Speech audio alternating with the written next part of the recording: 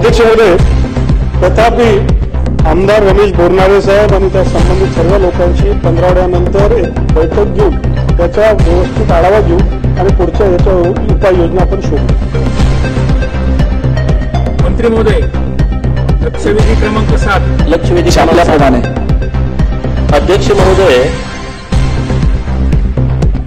सांगली जिल्हा मध्यवर्ती सहकारी बँकेच्या संदर्भातली ही लक्षवेधी आपल्या माध्यमातून माननीय सरकारच्या माननीय मंत्री महोदयांच्या मला निदर्शनास आणून द्यायचे आहे.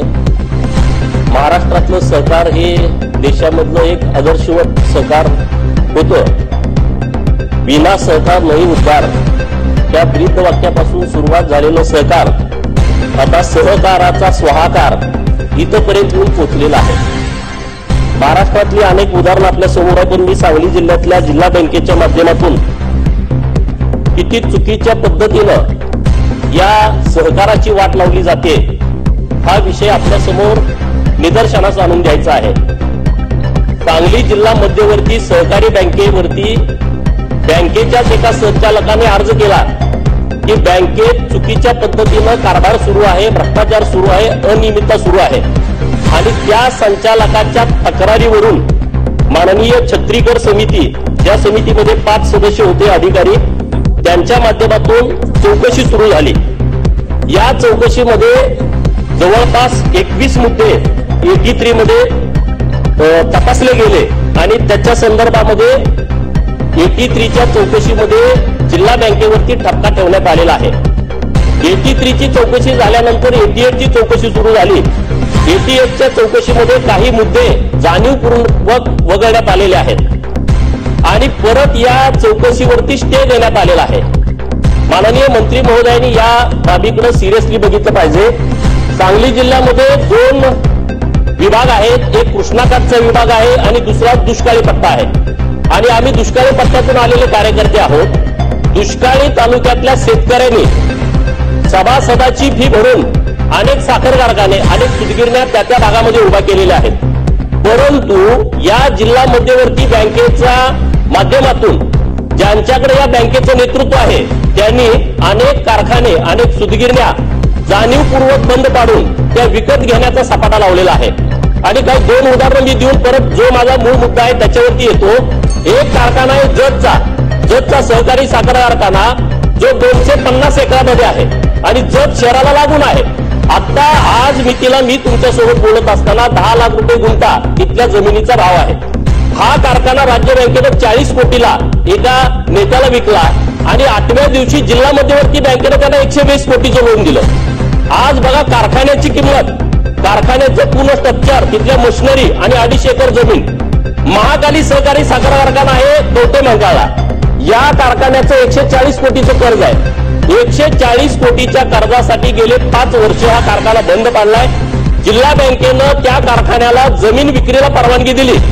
ज्या लोकांना जमीन विक्रीला परवानगी दिली त्यांनी त्या जमिनीचा भाव काढलाय 35 लाख रुपये गुंठा. म्हणजे स्टँडला लागून हा कारखाना आहे. आपल्याला सगळ्याला माहित आहे की कोणत्याही शहरामध्ये एसटी स्टँड असते, तो एकदम हायरेटचं ठिकाण असतं. त्या एसटी स्टँडला लागून हे 280 एकराचा कारखाना आहे.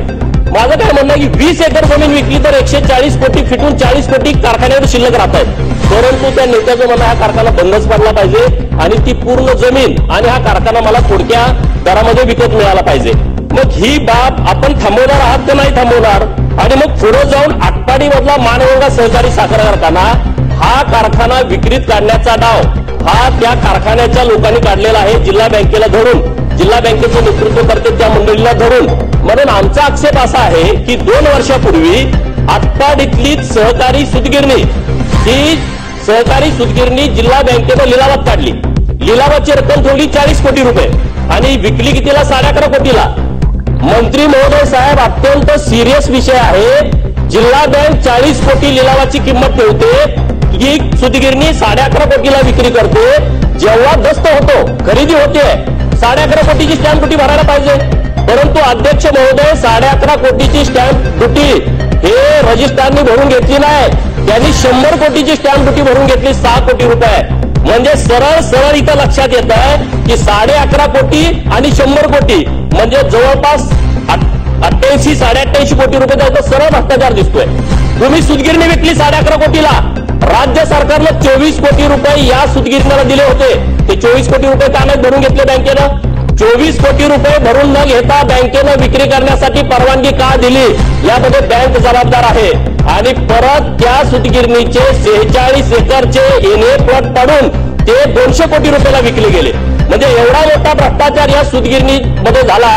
आणि त्याच सूतगिरणीचे मालक आता परत मानगंगा सहकारी साखर कारखाना विक्रीला काढतायत. मानगंगा सहकारी साखर कारखान्याची जमीन 227 एकर आहे. माझ्या समाजाच्या लोकांनी फुकट जमीन दिली आहे. 2 महिने आम्ही शोधतोय तिथं ऑफिसला की यांचं खरेदी खत झालंय का. एक पण खरेदी खत आम्हाला मिळालं नाही. मंत्री महोदयांना माझे स्पेसिफिक प्रश्न आहेत या विषयावरती की जी सूतगिरणी जरी वस्त्रोद्योगचा हा विषय असला तरी जिल्हा बँकेनं विक्री केलेला आहे. जिल्हा बँकेनं विक्री करताना याचा विचार का नाही केला की राज्य सरकारचे 24 कोटी न भरता तुम्ही विक्रीला परवानगी का दिली. 40 कोटी रुपये तुम्ही लिलावाची किंमत ठरवलेली असताना 11.5 कोटीला का विकली. 11.5 कोटीला विकलेली असताना त्याचे 100 कोटीची स्टॅम्प ड्युटी सरकारनं भरून घेतली. म्हणजे हा सरळ त्यामध्ये भ्रष्टाचार झालेला आहे. तुम्ही सूतगिरणीच्या व्यवहाराला स्थगिती देऊन या व्यवहाराच्या चौकशीचे आदेश आपण देणार आहात का. हा नंबर 1चा प्रश्न. नंबर 2रा प्रश्न, 88 खाली जी चौकशी सुरू आहे त्या चौकशीला आपण स्थगिती दिलेली आहे सरकारनं. ती स्थगिती तुम्ही आज उठवणार आहात का. नंबर 2. नंबर 3, 83 चौकशीमध्ये जे मुद्दे समोर आले होते त्यातले मुद्दे जाणीवपूर्वक वगळले. ते कुणी वगळले, कशासाठी वगळले आणि आता ते मुद्दे घेऊन परत 88ची चौकशी होणार आहे का. आणि त्या चौकशीला तुम्ही काय टाइम बाउंड प्रोग्राम देणार आहात का की महिन्याभरामध्ये 1.5 महिन्यामध्ये आम्ही याची चौकशी करू आणि त्या संचालक मंडळावरती फौजदारी गुन्हे दाखल करून त्यांच्यावरती कारवाई करू. आणि मानगंगा सहकारी साखर कारखाना जो आहे तो अत्यंत महत्वाचा सहकारी साखर कारखाना ज्या कारखान्याची किंमत काय मंत्री महोदयांनी बोलले ना. बरं ठीक आहे, परत मला त्या एकदा बोलायला. 1:40ला संपवायचं होतं आपलं लक्षवेधी. माननीय अध्यक्ष महोदय, सभागृहाचे सदस्य सन्माननीय गोपीचंदजी पडळकर यांनी अतिशय गंभीर मुद्द्यावरती या सभागृहाचं लक्ष वेधून घेतलेलं आहे. त्या ठिकाणी खरं आहे की सांगली जिल्हा मध्यवर्ती सहकारी बँकेच्या कामामध्ये जी अनियमितता होती त्याच्याकरता सहकार आयुक्तांनी कमिटी नेमली आणि कमिटी नेमल्यानंतर या बँकेने नाबार्डच्या मार्गदर्शक सूचना आणि सहकार कायदा व बँकेचे पोटनियम यांची